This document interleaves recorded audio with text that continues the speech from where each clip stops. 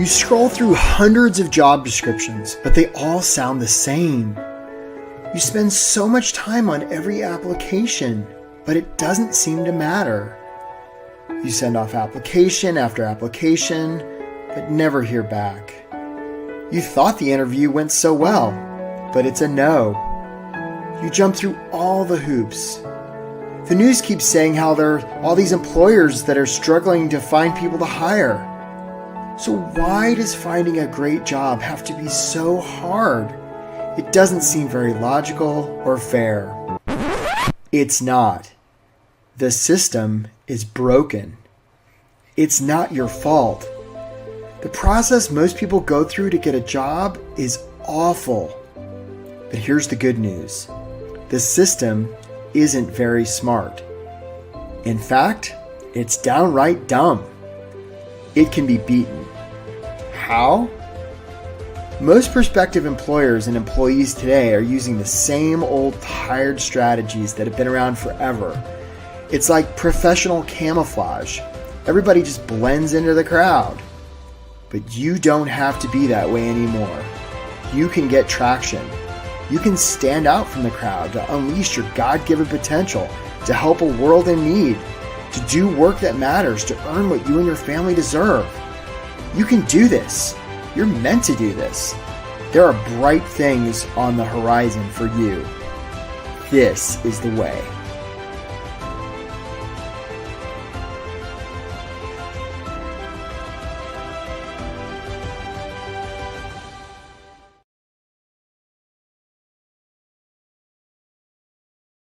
Get hired fast without settling, getting ignored, or losing hope. My name is Eric Woodard. I'm a high-performance career and leadership coach based out of Washington, D.C. And if you are here today for this workshop, I really want to acknowledge you, know how valuable your time is, and just want to offer to you that we're going to get some of this job stuff handled today. And if you're somebody who's not here live and you're watching the recording of this workshop, you're nearly as cool as the people who are here live, and there's quite a few of you who are, and not quite as cool as the people who are here live, and you're all cool. So I see so many people in the chat.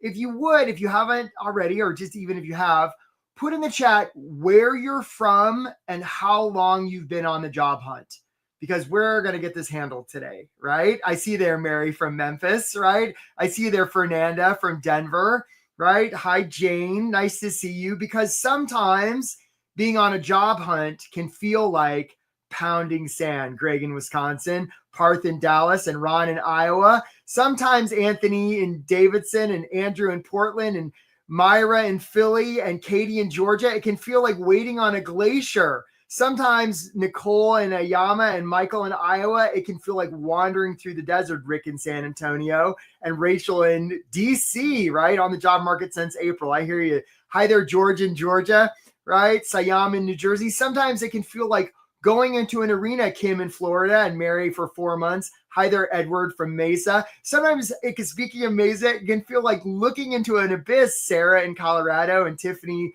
in PA, and Lisa in Myrtle Beach, and Sarah and Parth. I see you. So who is this for?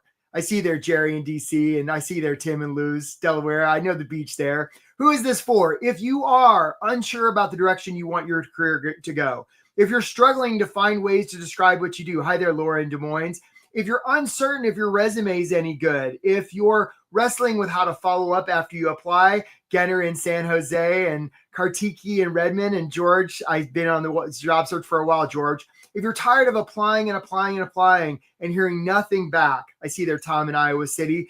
If you're tired of doing interviews that seem to go great and they're really enthusiastic and then you get the big fat no. If you're trapped in a job that you don't like and you're not sure how to escape, and especially my friends, if you're losing hope, this is a workshop for you. On the other hand, if you're somebody who's super casual about your career, not really willing to do much work, sort of reluctant to take responsibility for the results you've been getting, Dan and Mac and Tom, I know that's not you. Joseph in Picassi, PA, no, that's not you, right? Yeah, hearing that no is confusing, Simeon. You're right. If you're just interested in finding a job to make money, stuck in your ways, and sort of closed-minded about trying new things, if you know the reason you're not getting traction in your job search and if you're unwilling to be authentic, this may not be a workshop for you, my friend. So what you're going to learn today, how to get hired fast without settling, getting ignored, or losing hope. I'm going to offer you 4 strategies, 9 tactics so that you can do work that matters and pays what you and your family deserve. So our agenda for today, I'm just going to briefly, some of you like don't know me at all. I'm just going to briefly tell you where I'm coming from. I see you there, Jenna. Lost count of how many times. We'll definitely get back to you. We can get that handled, Jenna. Make sure during the Q&A that we address that if we have time. I'm going to offer you 4 strategies, 9 tactics. Hi there, Cindy in Ohio. Yeah, you're not too old, Cindy, I promise. Right? I've got an invitation. Some of you who don't know me at all, which is fine. And some of you like really know me. And the reason you've signed up for this call is you've already heard of how we help people and you want to sign up to book a call. If that's you, the only thing I ask is, and for those of you who are like, what do you mean book a call? Don't worry, we'll talk about it. If that's you, you already know about the program and you want to book a call. The only things I ask is you're going to not book and then cancel. Don't do that, right? You're going to show up for a call. You're going to be ready to get started and you're at least open to the idea of investing in yourself. If that's you, that's the link to book a call. But if you're like, what the hell is he talking about? Don't worry, we'll come back to that because we're going to take some Q&A at the end. I see you there, April in Georgia. Okay, so here we go. Who is this guy? We're going to put that link in the chat. We just did. Good job. We got Jelly and Jessa helping us today. They're doing a great job. Who is this guy and why does he think he can help me find a job? Well, I don't know if I can help you find a job. I've helped a lot of people. Let's find out here. But just to give you a little background, I grew up overseas. I grew up in Asia, came to the States when I was 18, wound up transferring college 7 times. So I was kind of a lost soul. Wound up like really kind of unhappy, not sure what to do. Wound up as a scuba instructor on the island of Guam, which was beautiful. Spent about 10,000 hours underwater. And I was like, this is cool. And I got to figure out something to do with my career. So I thought, what would be the most prestigious job I could ever apply to? And I figured, well, that must be something like the White House. So I took out a piece of paper and hand wrote a letter to 1600 Pennsylvania Avenue, mailed that. Figured, well, that was a good use of time on a Tuesday afternoon. I'm never hearing back from that thing. About a month later, I was going past the Guam post office. The guy came out and he's like, Eric, you got a letter. I'm like, who did I get a letter from? They're like, the White House.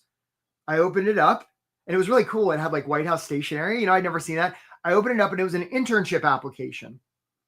Now, folks, I didn't know what the hell an internship was, but I was really good at filling out applications because I transferred college so many times.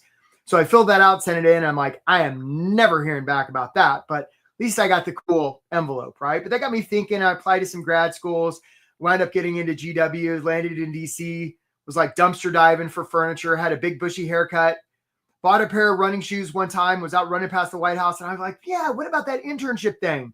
Those White House bastards, they never even bothered to let me know about that internship thing. What's up with that? So I found a payphone. I put in a quarter. I called them up. I said, hey, you White House bastards, what about that internship thing? They're like, is this Eric from Guam? I'm like, yes, but I'm in DC now. They're like, man, we've been trying to get in touch with you. You're supposed to start in the First Lady's office on Monday. I'm like, well, that's interesting. So I got a haircut, bought a suit, and I showed up. Now, look, my friends, I know we have a lot of crazy politics in the United States today. I don't know if my politics match yours. And if they don't, please forgive me. This was back during the Clinton administration. I went to work for Hillary Rodham Clinton. She was an awesome boss. And I quickly wound up getting hired on her staff, right? Was with her for a lot of the Clinton administration, followed her to the U.S. Senate, where I did a bunch of cool stuff, and then eventually followed her to the State Department, where I did a bunch of stuff with UNESCO. And then eventually I wound up as director of fellowships and internships at the Smithsonian Institution. And all during this time, both in my own career and other people's careers, all different levels, senior people, mid-level people, early career people, all different industries, tech and business and arts and science, I kept seeing the same movie over and over again, right? Where, I give talks to big groups of people and they would tell me, Eric, this job stuff isn't fair. It's not linear. It's not logical. And I'm like, yep, it's a pretty terrible system, right? So now I do a lot of coaching, helping people with this. I've written a lot of books. I have an absurd number of very impressive credentials. I have glowing testimonials, and you don't care about any of that. Because what you care about is, can I help you? I don't know. Probably, maybe. I've helped a lot of people. Let's find out. So you're going to want to take some notes. We're going to go pretty fast. I'm going to do my best to look at questions in the chat. And if I don't get to them, I've got a very awesome team that's going to help me mark those for later. And I've actually got a little bit of extra time today. So I'll take a little bit longer Q&A. So let's find out. 4 strategies to get you hired fast. Okay. So first question. Put the answer in the chat. I tend to give away things to people who get right answers. Here's my question for you. What's a good resume about? If you would, put it in the chat, please. What's a good resume about? What a weird question. I see you there, Robert in Alexandria and Randall. Payphone, that's right. Franco in Richfield and Mike in Wilmington. So Matt says to get an interview. So Jane says yourself. Okay, Ron says getting an interview, right? Rick says where he worked. Show you're capable. Explain who you are, says Jason. Clear match. Not what you did, but how you did it. Selling yourself, says Mary. I have not yet seen the right answer. Oh, Andrew Rhodes. Andrew Rhodes for the win. A lot of you are saying a good resume is about you. And that would be incorrect, because if we want to be influential with another human being in any context, the first thing we want to talk about is them. So Andrew Rhodes, we're going to send you a free LinkedIn course about how to make your LinkedIn profile awesome. Andrew Rhodes, we'll make sure that we get you handled, because if we want to be influential with another person or organization, we want to talk about them. A good resume is not about you. A good resume is about them. And when I say resume, I'm not just talking about your resume. I'm talking about your cover letter, your follow-up, your networking, your interviewing, even handling the offer. It's all about them. So this brings us to strategy number 1. It's not about you. It's about them. And if you get nothing else out of this workshop today, this alone will elevate your job search. Because a lot of us are focused on me. And if we want to be influential, and Dan, it's even more than that. It's not what you can offer the company, because that's still about you. It's what's possible for the company. It's a slight distinction, and it means everything. See, this isn't about us. It's about them. It's about what's possible for them, right? Because employers are focused on themselves. You might as well be too. It's no wonder that we think in a job search that it's about us, because very likely the first job search we ever did was out of school. And in school, it is about us. It's our cubby. It's our desk. It's our workshop, or our worksheet rather. It's our, it's our trophy. It's our transcript. It's our diploma. And yet when we move to the working world, it's about them. It's the customer, the client, the constituent, the shareholder. It's not about us. Good companies take care of their people, but that's a means to an end, right? It's not an end unto itself. So it's about them. All right. Let's move on to strategy number 2. If we went to a library, a public library, and we looked at a shelf full of storybooks, okay, we'd notice some words on the front cover of those storybooks. What are those words called? Put it in the chat, please, if you would, right? Put it in the chat. What do we call those words on the front cover of a storybook? Let's see who's going to get it right, right? We might get a couple off of this one. Right? Who's going to get it right? I see Michael Lavender and Sarah Adams were the first 2 I saw. Michael Lavender and Sarah Adams, right? It's a title.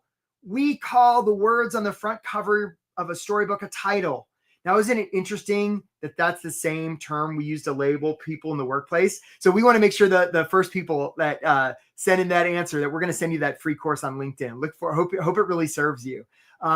Titles. And just like we might label the story in a storybook with a title, we tend to label people in their careers with the label of a title, which tells me that if we want to elevate our job search, it's all about stories. Let me ask you this. Here's another chance, right? What percent of human decision-making is emotional and what percent is logical? So what's the ratio of emotion to logic? Is it 50-50, 60-40, 40-60? What's the ratio of emotion to logic? Thanks, Jessa and Jelly. There you go. Right? What's the ratio? Okay, so Par says 90, Fani says 80%, Leland says 70-30, Bryce says 80-20, Caprice and Adriana say 90, right? Austin says, okay, it's 10%. No, I have not yet seen the right answer. Barrett says 70-30, Lloyd says 70-30.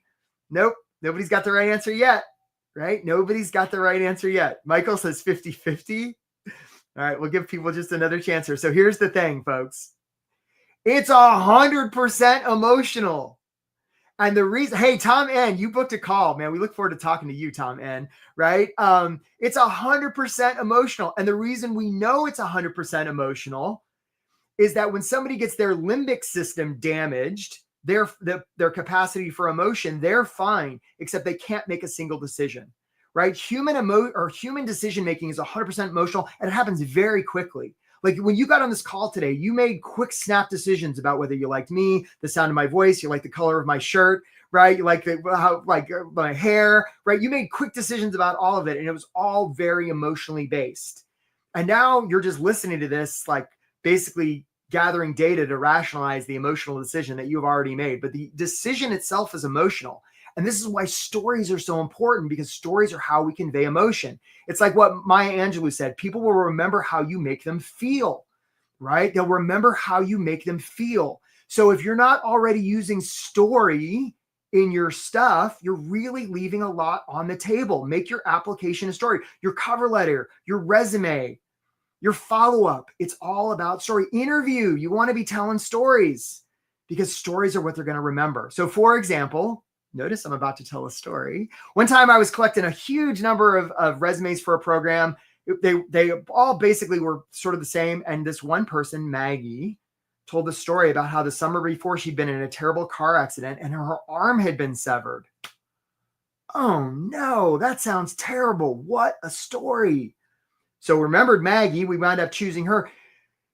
Getting ready for her to come the first day of the program, she walks in, 2 arms.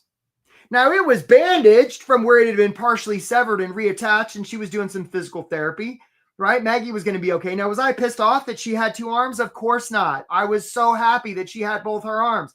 And I remember that story to this day, right? I might not remember that much more about Maggie, but I remember that. Our capacity to remember emotions and stories is like 40 million bits a second. Our capacity to think in terms of logic and data is like 20 bits a second. It's orders of magnitude greater. So all these cats walk around saying, we make data-driven decisions. Yeah, you can just smile at them because nobody does. Okay, here we go again. Here's another one for the chat. What's this guy called? What's this guy's name? I'll give you a hint. He lives in Idaho.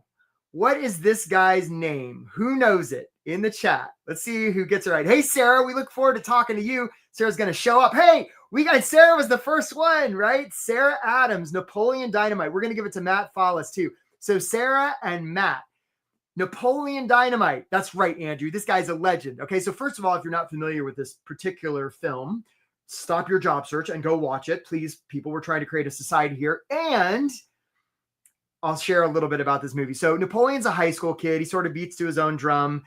In this particular scene, he finds himself on stage in front of the entire student body at his school. He's managed to get a cassette tape up to the sound booth, but he's on the hook to do some sort of performance that he has not prepared for. So all of his school is watching and the music plays and Napoleon's got to do something. So at first he kind of freezes and then he starts to do this dance. And this is the craziest damn thing you've ever seen. I mean, he metaphorically opens the kimono. I mean, it is wild. And when he's done, he's sort of panting and sweaty, right? And all of his classmates are like this, and then they burst into applause. And the reason they do is because it's so authentic. Jamie Kern-Lima, the founder of IT Cosmetics, says, everybody's a good dancer if they commit fully. And she's right. And this brings us to strategy number 3, which is authenticity.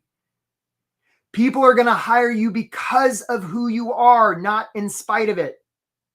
So if you've been spending a lot of time being proficient in Microsoft Office, stop it.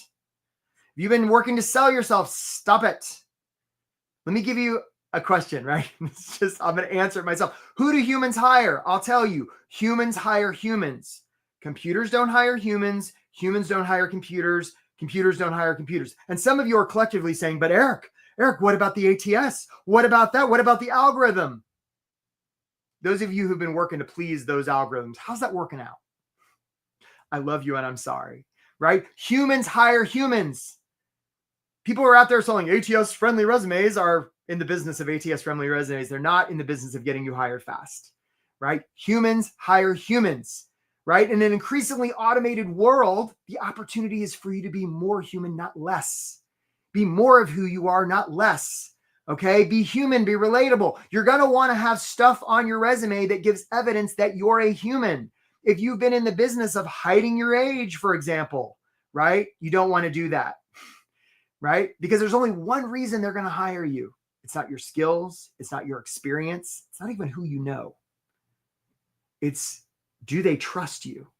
right? And if you start off by hiding stuff, or I want to take off everything but the last 10 years of my experience because some 20-something year told me to do that, who probably didn't have 10 years, stop.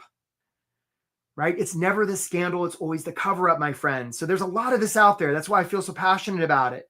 Like there's a lot of really bad guidance out there when it comes to career stuff. Stop worrying about the ATS. Stop trying. What they think about you is none of your business. All the energy that you would spend on looking good and trying to please people, convert that into service. And you can let them know. You could say, hey, just so you know, in this interview, all the energy that I would spend on looking good, I'm going to convert into serving you. By the way, that's my intent here for this workshop. Right? I'm not here to look good, folks. I'm not even here to please you. I'm here to serve you. So look out. Okay. So perfect example. We had actually somebody last year, and she was one of our group coaching sessions. Her name was Meredith. She showed up, and on her resume, she put 2 truths and a lie. Brilliant. Right? So I copy that now. She got 2 interviews and 2 job offers just from that. Right? Because it's so authentic. Do you have a section on your resume giving evidence that you're human? If you don't, that could be worth the entire price of admission for this workshop. Okay. Authenticity is your superpower. Dev says, but you need to use AI to make you the perfect curve that catches the hiring manager's attention. Dev, I love you. And how's that working? It doesn't work. People don't want, see, there's no such thing as a perfect human. So if you make yourself seem perfect, it's inauthentic. It's fake. They can't trust you. They won't hire you. Stop doing that. That's right, Maria. People hire people. Joseph says he's going to hire AI. Fair enough. Okay, let's go on to the next strategy. Kevin says, what do we need to include anything? Why do we need it? Because if anybody who has over 20 years experience, Kevin, as I suspect you do, probably some of your greatest, most powerful professional habits came from those experiences that were your first jobs. I know that's true for me. So, regarding communication and collaboration and professionalism, that was stuff you learned your first job out of college, probably. So why wouldn't you want to put it on there? Other than just, that's what some recruiter asked you to do because the recruiter's being lazy and they don't want to read back that far. Okay, here we go. Give me 6 hours to cut down a tree and I'll spend the first shore. No, it doesn't need to be 1 page, Mary. That'd be crazy. Don't do that. Mary, you are more than 1 page, Mary Brown. Right? Give me 6 hours to cut down a tree and I'll spend the first 4 sharpening the axe. Okay, we're gonna mark some of these questions. Thank you, Jessa and Jelly. We'll take care of you, Margot, here at the end, right? This brings us to strategy number 4, which is systems. There's not Kevin and Caprice and Mary and Margot. There is nothing wrong with you. The results you're currently getting with your job search are perfectly attuned to your current system. So if you want to get different results than the results you've been getting, you're going to want to adopt a different system. A system that allows you to work smart, not hard. One that allows you to get your quality to a certain point, and then you're going to iterate it up to get quantity, right? There's no such thing as a failed experiment. Doesn't exist. So like, this isn't about you. Here's the system a lot of you have been using, especially those of you who have been on the job search for a while. Hey, John H., you just booked a call, man. We look forward to talking to you. John H., you're going to not reschedule. You're going to show up. You're going to be open to investing yourself. You're going to be ready to get hired fast, John. We look forward to talking to you, buddy. Okay, so this is the system you've currently been using. And I got to hand it to you, folks. You've done a lot with this system. I mean, you've done wonders, right? I mean, it's got the sticky gear shift and the little button. I mean, you've done a lot. Here's what you don't know. This is the system that's available, right? There's all kinds of like dials and buzzers and gear shifts and stuff you don't even know about. You've been working so hard and you've done everything possible with this system. And my heart goes to you. Here's the system that's available to you. This is how you get hired fast. You just upgrade your system. And you could spend a lot of time going from this to this on your own, or you invest in a program like the one we offer and we just get this handled, right? And you save a lot of time and money doing it, right? Also has an auto gear. That's right. That's right. Okay. So how do you put this all to work? So I just want to share with you, we're going to, here in a second, guys, we're going to show them the video of Andrew. Let's show them. So Andrew was somebody that came to this workshop. It was earlier this year. In fact, this wasn't from that long ago. He sat through this workshop. He's like, wow, this is really different than stuff I've heard before. And he joined our program, got some coaching, basically followed the coaching. And here was the result. Let's show him, Andrew, please. I got a job offer thanks to Win at Work. I really appreciate all the help and materials and one-on-one coaching. I applied cold to an organization I was interested in. and received the automated response, "We're pursuing other candidates." And then there was another posting for the same role or similar role in the same organization. And this time I really used a lot of the Win at Work process. I also really appreciate the coaching I received on interview prep from my coach, Patrick, and the Win at Work materials on interview prep. I feel like I really impressed the HR recruiter. She scheduled me for another interview with program directors a couple days later. They were also really impressed and said I had a lot of good answers, and I really just did what I learned in this program. Make it about them, talk about them, be authentic, and now I have my new job offer. Awesome. So look, I just want to point out there, Andrew got a no. He got one of those automated no's, and because he did what we offer in this program, he ignored it and he did another way and he got the job. So if you've been like getting those automated no's and taking them seriously, like stop doing that, right? Because Andrew stopped doing that and he got a job, right? You can too. All right. So I have a program. Again, if you're interested in this program, again, 3 conditions if you want to learn more about it. 1, if you book a call, my team's not that big. So please don't book a call and then cancel. It just takes the slot from somebody else. 2, you're going to be at least open to the idea of investing in yourself, right? If you're on this workshop, you're probably somebody who can afford the program. And 3, you're going to be ready to get started. As long as you can meet those 3 conditions, we're going to drop the link in the, John H. booked a call. We're going to drop the link in the chat right now. We got a lot of slots open this week. We're going to help a lot of people get hired. Okay. So here we go. 9 tactics. And we're going to talk more about the program for those of you who have questions. We'll get to it in a little bit. Okay, so 9 tactics that you can use to put all this stuff to work. Here we go. Buckle up.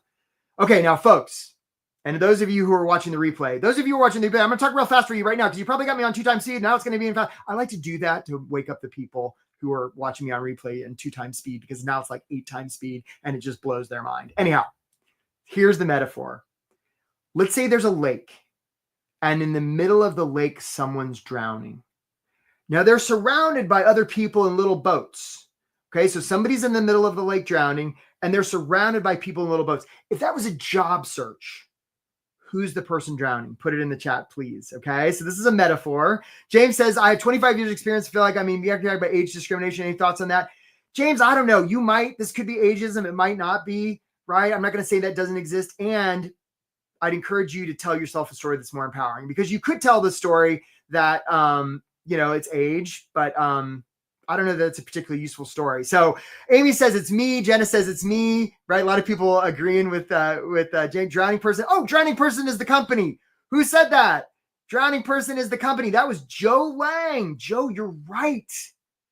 Joe Lang is right. A lot of us, as you're seeing here, are saying, hey, I feel like I'm the one drowning. And that would be incorrect. You're not the one drowning. You're the ones in the boat, right? And let's give this to Christine Carlson too. I see you there, Christine. Yeah, you're absolutely right. It's the company that's drowning. Some of us are acting like we're the ones who are drowning, right? And yet we know they're the ones drowning because they put out a job description that said, hey, we're drowning in work. Will somebody please help us? We're safe in the boat. And yet some of us are acting like we're the ones drowning. We're saying things like, oh, please pick me. I'd be really good for you.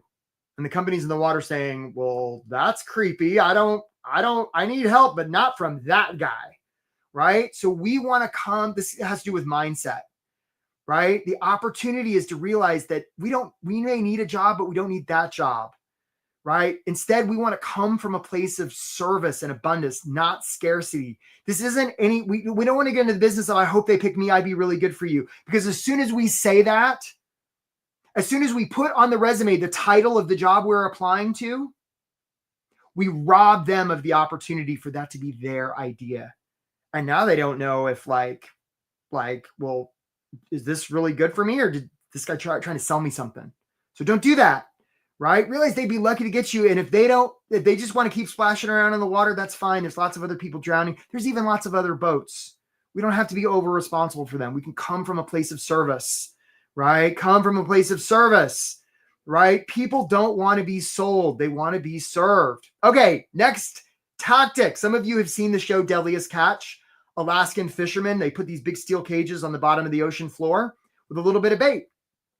Crabs come along. Charlie the crab says, oh, there's free lunch. Charlie goes in, starts nibbling. Then Cheryl comes and Sally and Bob, right? All the crabs are nibbling. And pretty soon the bait is gone. And if any one of those crabs decides to leave, meanwhile, more and more crabs are joining, the other crabs will pull them back in because instinctively crabs like to be with other crabs. They'll even pull off one of their little crab legs. They'll even do a crab murder on one of those crabs to keep them from leaving because crabs like to be with other crabs. And at the end of the day, all those crabs get pulled up and become dinner. It's the worst thing ever. And this brings us to environment. Some of you are beating yourselves up saying, oh, I'm just can't get motivated. I'm procrastinating. I'm terrible. I suck. Nah, there's nothing wrong with you. It's just your system. And it's possible that your system is not being supported by an environment. When I say environment, I'm talking your physical environment, the media you consume, the book that was written by somebody 100 years ago that you're reading. It all counts, right? You want to optimize your environment. Environment eats motivation for breakfast. So if you don't have your environment dialed in, it really, really matters. And a lot of people don't even think about it, right? Some of you are familiar with the idea of reference groups, right? We're the average weight, income, education of the 5 people we hang out with most. Exactly. So if you're hanging out with people, might be people in this world who love you more than anybody else, right? That are dragging you down, that are saying, hey, just settle, right? They're only doing that because they want you to stay safe. They don't want you to get hurt, right? It's not helpful, right? You want to, as best as you can, dial in your environment. It really matters. Okay, on to the next tactic. Hard to hit a blurry target. Sometimes I'll talk to people and I'll say, how much money do you want to make? And they're like, I don't know, $50,000 to $150,000. I'm like, well, what do you want to do? I'm like, help people. I'm like, that's all beautiful. And it's really vague. And it brings us to tactic number 3, which is vision. Some of you know the proverb, right? Where there is no vision, the people perish. There's a reason when race car drivers drive 500 miles in a circle that they don't look at the outer wall, because the car will tend to go where they look. This has to do with a thing called the reticular activating system, right? This is where you go and buy a new car and you walk off the lot and you're like, nobody's got this car. And then you see the car 5 times. Our brain will literally find what we tell. If I say the color red right now, you're all instantly more aware of the color red just because I said it. Bruce Lee's got this great quote, be careful what you tell yourself because your body's listening. And he's right. You want to have clarity and specificity. It's vital. And if you don't have it, your job search is just going to be going 500 miles in a circle, just like those race car drivers, because you don't know what you're looking for. Your brain doesn't know what to look for. You don't want to be in that position at all. Okay, here we go. Here's another one for the chat. Let's see if anybody gets this right. I'm in the mood to give some stuff away. Hey, Kelsey, we look forward to talking to you, Kelsey. Glad to see you here. Okay, so if I went to a store and I bought this, what would I be buying? Put it in the chat, please, if you would. If I went to the store and I bought this, so because Greg says a drill, Andrew says a drill, Katie says a drive. Like I haven't seen the right answer yet. Like Blake, Mary, Joe says drill, Jane says drill. What would I be buying if I bought this? Yevgeny says a tool. Rachel says a tool. Bryce says a screwdriver. Nope. James says utility. I don't have the right answer yet. Capability. Okay, Robert, I see you there. Right? So a lot of you are saying it's a drill, it's a tool. Paul, some of you are getting a little bit more creative. You're saying it's an opportunity, but I haven't seen the right answer yet. Here's what we're actually buying. We're actually buying holes. I'm buying holes when I buy this. I don't need this sitting around my garage. What I actually need is a hole, right? That's what I need is holes. That's why I buy this. And actually, there you go. Christy Williams and Christy Carlson, the 2 Christies, Christine and Christy, you got the right answer. We're going to send you that course about LinkedIn. And it looks like Ramesh said that too. So let's make sure we take care of Ramesh, right? We're buying holes. And actually, you guys, we're still going to send you the course, but you're all wrong because we don't need a bunch of holes in our wall. What we actually need is a place to put the hook. And actually, we don't need a bunch of hooks coming out of our wall or gash our arm open. What we actually need is a place to hang the picture. And actually, we don't even need a place to hang the picture. What we actually want is the feeling that we get, right? It looks like Art said it too, right? Let's make sure we send the card to Art Snyder. We see there, Art, right? What I actually want is the feeling that I get when I look at the picture of my beautiful family that's hanging on the hook that's in the hole that was made by the drill. And this brings us to tactic number 4. Some of you, and we know because you've shared it here, right, are busy out there selling yourselves, right? You're trying to look good, right? If I can just convince them and persuade them and sell myself, stop. Some of you are out there worrying about your own safety. You're like, ooh, I don't want to share my age. I don't want to share all my experience. I might get judged. Stop. The opportunity for you, hey, Michael L., we look forward to talking to you, right? The opportunity for you instead is to give them safety. Get really clear about what they like, want, or need. Make them feel seen, heard, and understood. Do you see how this is so much more sophisticated than hiding your age and like worrying about ATS? This is great news because all of your competitors are out there. Hey, Jane M., we look forward to talking to you, right? All of your competitors are out there working to look good and sell themselves and trick the computers. And all that's really necessary is to make them feel seen, heard, and understood. Give them safety. Right? What keeps them up at night when they're trying to go to bed looking at the ceiling, right? If you can get to that and make sure they hear that, game over. You don't have to worry about like all the nonsense that you've been worrying about. Make them feel seen, heard, and understood. It's everything. All right, on to the next tactic here. This is a copy of my resume. It's sort of like a kitchen sink model home of resumes. And this brings us to tech number 5, which is paper. Resumes, cover letters, follow-up, right? So many are out there trying to follow best practices. If only I have the right template. I might even go use a program like Teal, which makes my resume look like 9 million other resumes. Stop it. You don't want your resume to look like anybody else's. It's professional camouflage. If you're making the argument that you are exceptional and remarkable, show them, because people are going to believe what you show them a lot more than you tell them. By the way, those of you who have that big paragraph at the top of your resume saying, I am a 20-year accomplished blah, blah, blah, blah, blah, blah, blah, blah, blah. First of all, that's about you, not them. So stop that. And second of all, there's no context. It's you just saying a bunch of stuff. And those of you who are putting the title of the job you want to apply to, like, what is that? Right? Like ancient, like they're going to get your resume and be like, wait a second, ancient Babylonian cabinet maker. That's who we're, hey, Jane M., nice to see you, right? That's who we're trying to hire. What are the chances? Nah, it's meaningless. So stop doing that, right? Realize that paper is just a communication piece. And the way you communicate with a potential employer matters. How you communicate, when, where, who you reach out to, what you say, it all matters. And you want to do it in a way that's about them, that gives them safety, that's authentic. You layer this stuff, your job search is going to be over in short order, as it is for many of my clients. For instance, I have hyperlinks in my resume. Do you have them in yours? If not, where are they? It's just a way to show that you know how to use technology. There's only about 1 million other things you can do. All right, here we go. I feel like giving some stuff away right now too. Okay. If a job application is submitted and there is no follow-up, does it even make a sound? I would humbly suggest that it doesn't. Some of you are applying to jobs and you're like, well, there goes another one. Hope I hear back. And you never hear back. You're like, well, that didn't work. I don't know if you have that accent. I don't know where that accent came from. I've never done that accent on this workshop before. I apologize for the accent. All right. So like, you're going to want to follow up. Now, some of you collectively, I can hear, right? Doesn't putting the title catch you in the ATS? Dev, I have no information on that. How's that been working? Probably not, right? Yeah. So like, some of you apply and you don't follow up. Right. Or, and I can hear collectively like, but Eric, there is no follow-up, or you're doing a couple things. You're following up and your language is something like, just wanted to check in. I'm really interested in the job. Here's a message all about me. Don't do that. Or you're following up with a recruiter who are like professionally trained ninjas to keep you away from the hiring manager. Because if you talk to the hiring manager, then the recruiter doesn't really have a reason to be there. So they don't want that.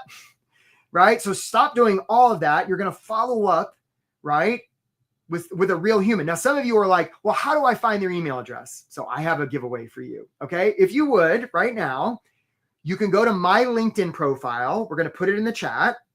You're going to follow me, and then you're going to email me a message that says samurai. That's the code word for today. Samurai, right? You're going to go to my LinkedIn profile, and you're going to follow me, and then you're going to send me a message that says samurai. And if you say samurai, then I will send you the link to get a free course about how to contact anybody, right? So we want to give away this course about how to contact anybody. You go to my LinkedIn page and you follow me, and then you message me just the word samurai. We will send you the free course about how to contact anybody. And then you won't have this problem ever again, because it's not that hard to to find anybody. So Fernanda, the deal is you're going to go to my LinkedIn profile, and then you're going to, that's the one that we shared. You're going to go to my LinkedIn profile, you're going to hit follow, and then you're going to message me through LinkedIn the word samurai, and we'll send it to you.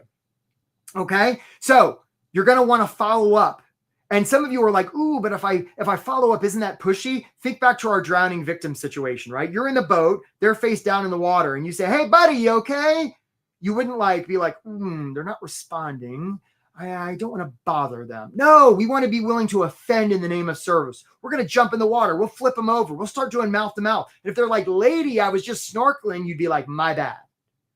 But you'd be willing to do all of that to prevent them from possibly dying. It's the same thing here. We want to follow up from a place of service. We're going to follow up at least 3 times. And when we follow up, our message is not going to say, just wanted to check in. Don't do that, right? There's better, stronger ways to follow up. Okay. Remember, people are going to leave what you show them more than what you tell them.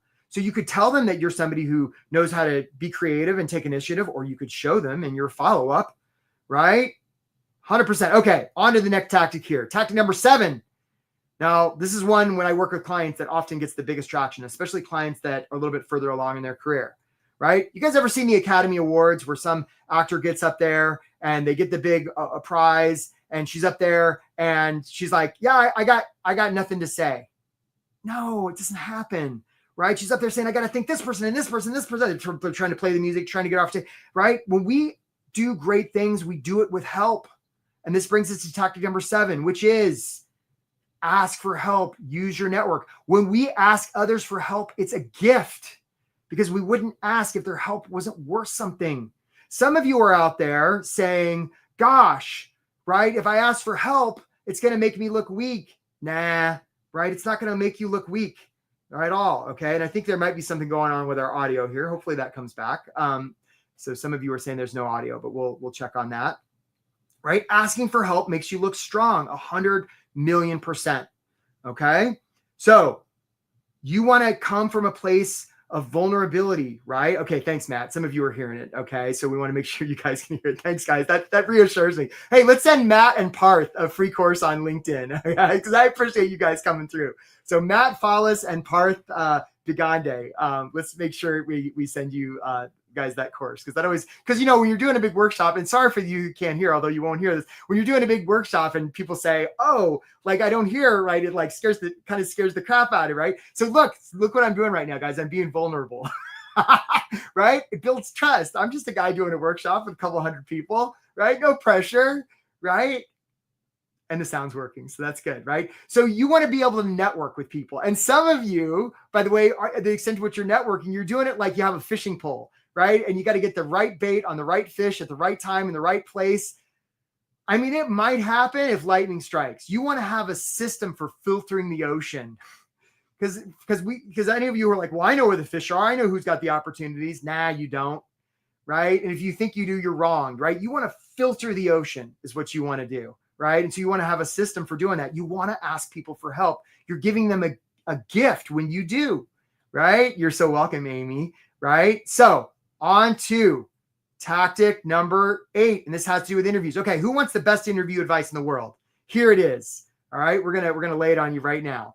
Okay, you may want to write this down. It's a little complicated. Okay, so I'll give you some time to get something to write with. Here it is. Best interview advice in the world. I'm about to deliver the advice. Don't answer their questions. Right? Some of you are going into interviews. Thanks, Fonnie. Right? And you're like worried about getting the right answers. There's only one question they're ever asking you in an interview. And here's the question. Can I trust you? That's it. That's the only question they're ever really asking. They're asking, can we trust you? Right? That's all they're really asking. If we had like a universal translator, right? We'd be like, tell me about a time you made a mistake. Can I trust you? Right? What's up with the gap in your resume? Can I trust you? So, ideally they would just say, can I trust you? And we'd say, yes, you can. And that would be the end of the interview. But, because of society, it doesn't work that way. Right? So they have to ask you all these other creative questions, like tell me about yourself and tell me your proudest of professional achievement and how many bananas can you put in a phone booth? I mean, they just come up with crazy stuff, right? But all they're really asking is, can we trust you? So you might as well just answer that question and tell stories that help them nurture that belief, right? That's what you're after. Okay. So just instead of focusing on the questions, focus on the answers, right? They're not, if you give a story or you give an answer that helps increase trust, they're not even going to remember the question they asked. They're just going to be like, wow, Caprice and Parth and Fani, like, I trust them. I don't even know why, right? And there's lots of other things. Okay, on to our final tactic. Can you believe we're almost done? This has to do with offers.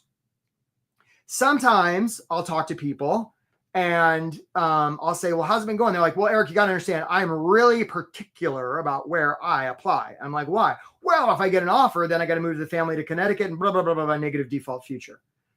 Here's what I want you to realize. 2 things. 1, you don't have to worry if you're qualified for a job. They will have an opinion, right? They'll have an opinion on that. So you don't have to worry about that.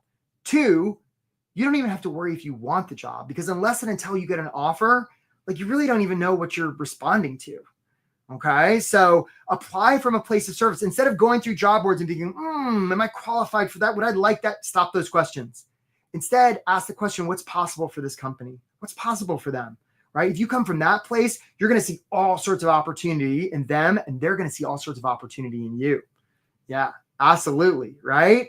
You want to apply liberally from a place of service. 100%. Okay, here we go. Hey, Todd, right back at you, buddy. Okay, so 4 strategies and 9 tactics, right? You're going to want to make it about them. You're going to want to tell stories. You're going to want to have authenticity. You're going to want to have systems. And these are the things you want to have dialed in: mindset, environment, vision, safety, paper, follow-up, networking, interviews, and offers. Now, I suspect if you're like a lot of people, what you've heard today is a little bit different than what you've heard before. Thank you for noticing, right? The stuff I'm offering, right, is different. It's not Googleable, right? This is stuff that most people aren't talking about. And that's why most people don't get hired fast, right? This is stuff that I've developed over my career, right? Real world stuff that really works. Some of you are like, wow, I'm going to do this workshop and I'm going to go off and do this on my own. And I hear that a lot. And sometimes I hear back from those people about 6 months later and they're like, Eric, I did everything in the workshop. I'm still unemployed. I'm like, show me.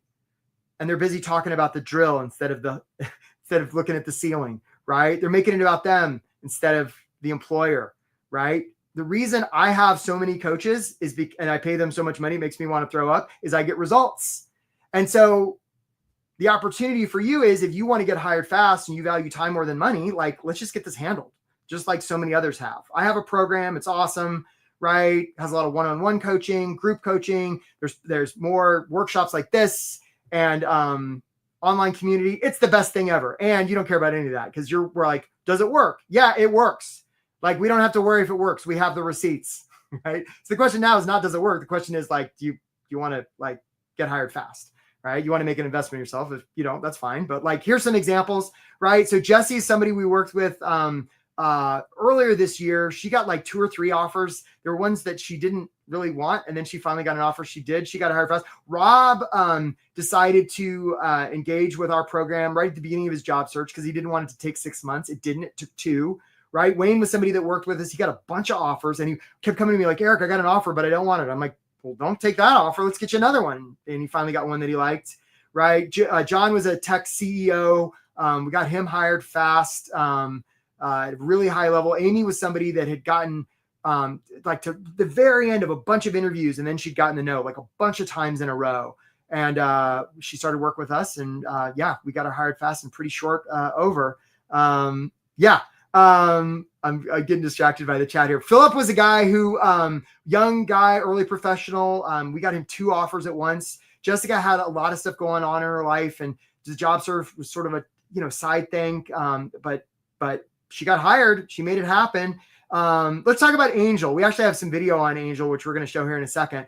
Angel saw this workshop, and well, here, let's show him what happened for Angel, please. In the time we've got left, I'm curious, especially if there's somebody we haven't heard from yet. They've had a win, a loss. Angel, I got to ask you, what do we know, if anything? What do we know? I got the job. Yay! Whoa! The offer. I'm moving in a week. Yeah, it's crazy. And I know when we first met, you're like, oh, like, let's get something by your birthday. And my birthday is in 4 days, so I was able to do it. Yay! And I just want to acknowledge you. Like, you dove in, you did it, you did the work. Thank you. Way to go. It would have been possible without like signing up for this program. Truly, I think it made the difference for me. So good, Angel. Yeah. Really happy for you. Yeah. Super awesome. Congratulations to you. Yeah. Yay, Angel. Yay, Angel. Okay, so, hey, Jim, we look forward to talking to you, man. Great job signing up for a call. So some of you are like, hey, I just want to wait. I just want to wait. And what you may not realize is that's costing you. I'm sorry, right? But if this is what you want to make in your salary, this is how much it's costing you a month. This is how much it's costing you a week. And look, folks, if we can get you hired a couple of weeks faster, hey, Norma, we look forward to talking to you. We can get you hired a couple of weeks faster. You're going to a lot of times people pay for this program just in like the help we give them with their salary negotiation. That happened with a guy out of Seattle just a couple of weeks ago, right? Like I think we got him a $15,000 bump in his offer, which more than paid for this program, right? So yeah, you don't have to keep doing this on. This is what you're doing here by waiting and keep doing what you've been doing is the definition of insanity, by the way, right? I don't mean to seem harsh, but I want to take a stand for you. Notice I'm willing to offend in the name of service because I care. Okay. So a lot of great things about this program. We get your, whether it's your mindset or clarity about what you want to do next, or it's your, finding opportunities, or it's your resume, your LinkedIn, your cover letters, your follow-up, your networking, your interviews. We talk about all of it, and it's different for different people. And some of you are like, yes, but do you work with, ancient Babylonian cabinet makers? Do you work? Yeah, we work with everybody. And by the way, your position and your rank and your industry doesn't matter near as much as you do, because everybody puts their shorts on one leg at a time, myself included, those employers included. We don't have to worry about what they think of us. We're not in the business of pleasing anybody. We're in the business of serving. It's going to make us dangerous. It's going to get us hired fast. So for those who are worried about money, like we got payment plans. Sometimes people come to me and they're like, hey, can I pay you after I get the job? I'm like, no, because that's a disincentive for you getting the job. And you can almost pay like after you get the job, because we have financing options. They start a couple $100 a month, right? For those who stick with the program, we place 100% of people. Like the guarantee we offer is the idea is we get you hired in 3 months or less. But like, if we don't, we stay with you until you do. And a lot of people do get hired in 3 months or less, sometimes much faster than 3 months. Sometimes we have people get hired in the first couple of weeks. So again, you don't have to worry about whether this program works. It does, right? Like it just, like there's too many examples not to. The only question is like, are you wanting some help? And if you are, book a call and we can talk about it. Yeah, let's talk. There it is. All right. So the only requirements I have is you're not going to book a call and then cancel. Like, don't do that, right? You know how it feels in your job search, like when people ghost you. Don't do that to us, please. It's just not cool, man. It's not serving you, right? And again, if you're just kind of tire kicking and looking around, don't book a call. If you're not in a hurry, right? You're going to be open to taking action, even if you're scared, and you're going to be ready to get hired now. Yeah. And the initial call is 100% free, Randall, of course. Okay. So that's what it looks like. So hope to get the chance to meet some of you. Okay. So there's the link. We just put it in the chat. Let's take questions right now. And now I'm going to give you the experience of my full gigantic head. God help you all. All right. Let's take some questions. I know Jessa and Jelly have been helping us with questions. Let's put up some questions, please. So Max says, how can I be a good asset for our organization? So basically what you're going to do is, Matt, get really clear about what would be a good asset. It's hard to, become a great asset if you don't know what that would be. And just that alone is of service, right? Just helping people like feel seen is of service. And then like, if you're in a position to like help them out, that's it. It's not a super complicated formula, right? Not a super complicated formula. All right. We got lots of good questions here. I'm going to go a little bit long, right? So if for some of you who have to drop off at the top of the hour, like we're going to send you the link to book a call and stuff. If I don't want you to worry. But I've got a little bit of extra time today, so I'm going to stick around a little bit because we got lots of great questions. Okay. So, okay. So Rainier says, should you apply what you're qualified for? No, because, like, that's like, what does that even mean? Like, what am I qualified? It's so subjective, right? Am I qualified to, take care of kids? Well, my own kids certainly, but could I run a daycare? No. Right? So it's so semantical. Like, what is qualified for? What if you're sick of what you're doing and apply for a job you're not qualified for? Doesn't a company need you to train your way? Or, well, yeah, we don't have to worry about wasting their time, right? We can rest assured that they are going to be grown-ups and they're going to decide if we're qualified. And by the way, just because they make us an offer doesn't mean we have to accept it. Trust me, they will be more than happy for us to apply and for them not even to get back to us. So we don't want to apply a different standard to ourselves than we do an employer, right? We just want to come from a place of integrity and service, be curious about what might serve them. And sort of like I'm doing on this workshop, hopefully, right? Hopefully I'm practicing when I preach. I'm you, other than what I'm about to say, right? Hey, Jane, we look forward to talking to you. You will not hear me say this program would be good for you. I haven't said that. What I've said is, you may have these problems. We've helped a lot of people with these issues. If you're looking for help with these issues, come talk to us. But like, I'm leaving it up to you, right? And it's the same thing with a job search, right? You can say, employer, it sure seems like these are possibilities for you. I've helped a lot of other organizations with this stuff. Would you like to talk? Right? Like that. Hey, Jerry, we look forward to talking to you, man. Nice job. Okay. So next question. I hope that makes sense. Doesn't putting the title catch you in the ATS? Like, I don't know, maybe. Like, I mean, and first of all, Deb, I so acknowledge you because like there is no one ATS. There is no Skynet, matrix, like thing in the sky that's like the one unifying system, at least not yet. Yeah, Jerry, we see you, buddy. We're gonna look forward to talking to you, right? So yes, companies do use software. They're all different. And I don't know that there's one system, but even if it does, right? Like it's just so transparent. And ATSs are designed to detect organic human behavior, and they're getting pretty good at it. So all the time and energy you might use to trick hey, Sarah A, we look forward to talking to you, right? That you might use to trick the ATS. Let's just put that into reaching out to real people and connecting and serving. So much more powerful, right? Than some theoretical computer that we don't even know about. That's what I would argue. Yeah. Okay. So you're so welcome, Annie. You're so welcome. Hey, NO, look forward to talking to you. Okay, next question. Are there any CV templates or to-dos apart from iColleague? Yeah, like lots of things. So Fanny, like real quick. So first of all, get rid of that big block of text at the beginning of your paragraph. Go right to experience. Those of you who have hired people know that the first thing you're going to look at on a resume is, hey, Fernanda, we look forward to talking to you. Is their experience, right? Don't summarize a bunch of stuff. That's just accommodating lazy recruiters. Don't do that. Right? Fernanda doesn't need to be summarized. Eno doesn't need to be summarized. Sorry, I hope I'm pronouncing your name correctly, Eno. Right? Like you guys aren't to be summarized. You guys are miracles that are going to be miracles to a potential workplace. Stop acting like you're going to summarize yourself. Don't do that.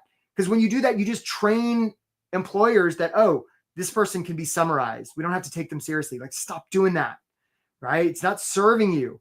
Right? In your resume, right? You're going to want to talk about results and actions. Right? You're going to want your education section to match your experience section. And you're not going to want to truncate anything. Put all your experience on there. Even if it goes back to 1902.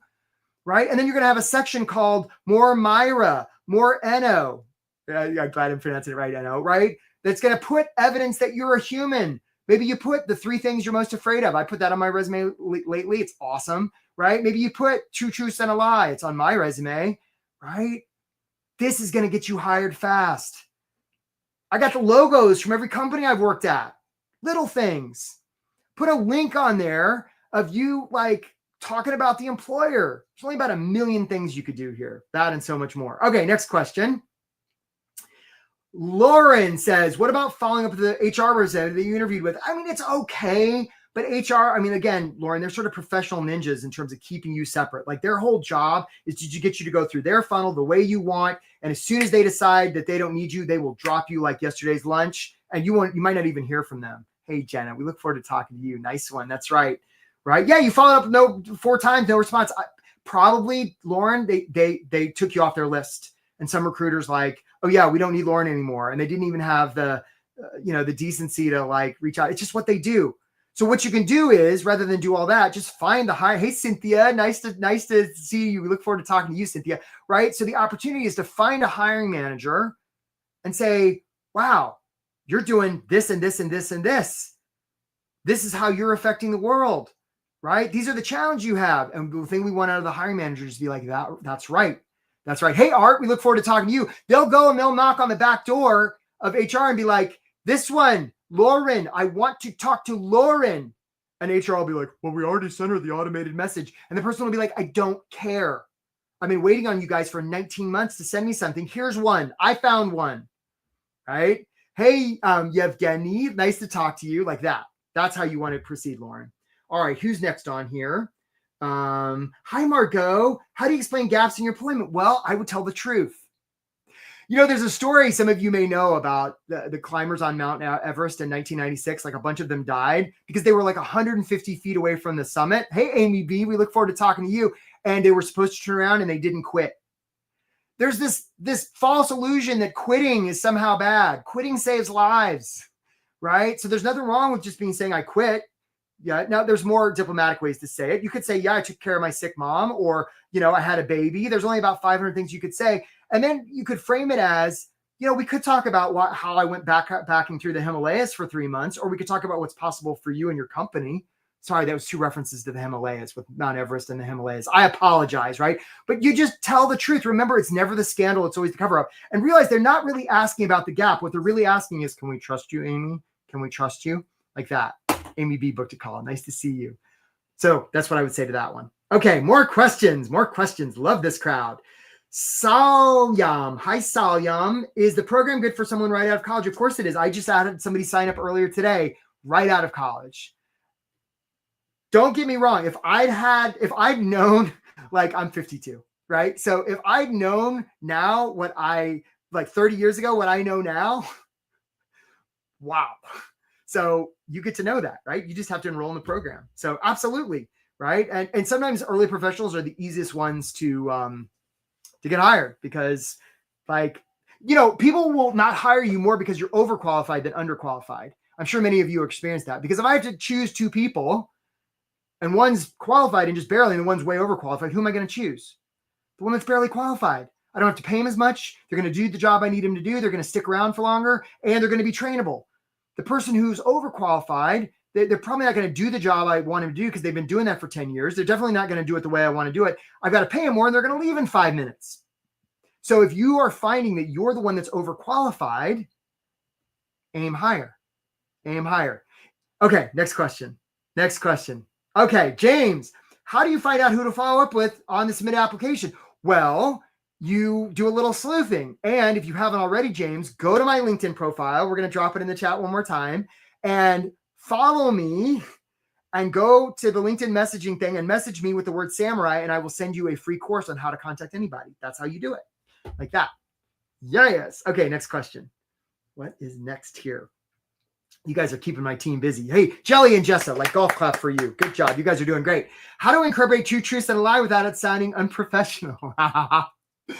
So, Stephen Pressfield has written about the definition of professional. And really all professional means, one definition is you get money. But another definition is just that your word is your world, right? You say what you're going to do when you're going to do it. And there's nothing about 2 truths and a lie that violates that. True professionalism isn't about looking good. True professionals are into service. The reason the grocery store opens every day at 6 a.m. or whatever time it opens is because the people who are there to open it are professionals. And if one of them is sick, another one covers for them, right? They're professionals, they're pros. And that's how we want to act here. What they think about me is none of my business, right? If somebody thinks I'm unprofessional, well, that's okay. They can think that, but let's talk about what's possible for them. Right? This isn't about what's appropriate. This is about what's of service. And if 2 truths and a lie brings a little brightness to somebody's day and makes them smile, that's service in my book. Okay, more questions. Love this crowd. Okay, Drewvy, what is the usual number of applications one should make in a month to be able to get a job in 3 months? So I would much rather have somebody send 1 application that's about the employer, that comes from a place of service, that's authentic, that has follow-up with networking layered in, than I would somebody sending 1,000 applications that don't, right? So, but to answer your question, I like 1 application a weekday, 5 a week. That's usually pretty good because realize if you're doing all this stuff, right, you're going to be following up and you're going to be networking. This exponentially greater So it's not so much about a numbers game as it is like, are you making it about them? That's what I would say. All right. What else do we have here? It's a bunch of you guys booked calls. I so appreciate you. Okay.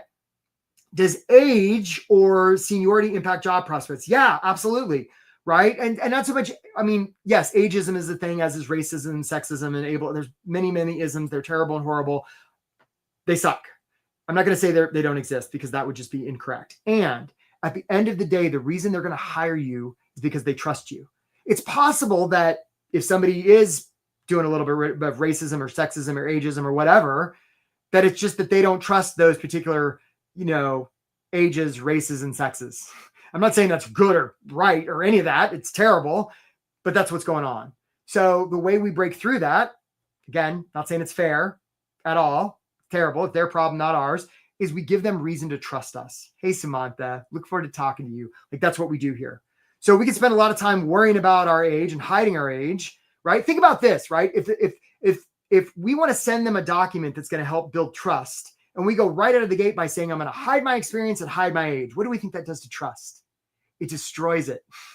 So it's not that they're not going to hire you because of their age. They're going to not hire you. Hey, Tammy, yes, we look forward to talking to you. Like, they're going to not hire you because you're hiding shit.